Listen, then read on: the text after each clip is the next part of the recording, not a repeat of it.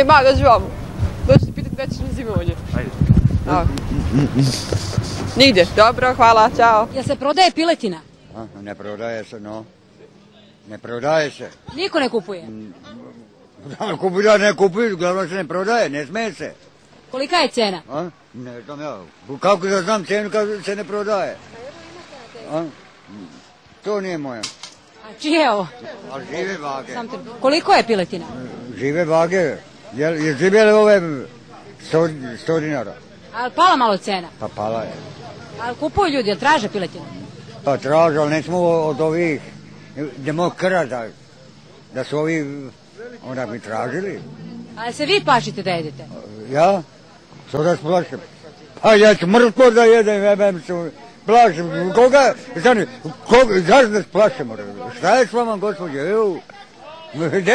Plašim se. Ali se plašite ptičje gripa? Pičijeg.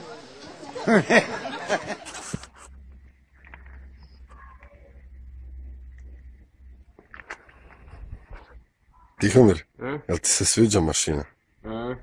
Jel znaš ti s tim raditi? Ajde da mi pokaži.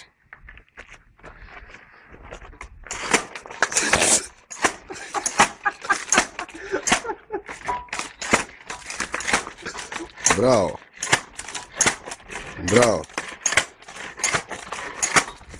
Dobro, pregrijat će se, čuješ?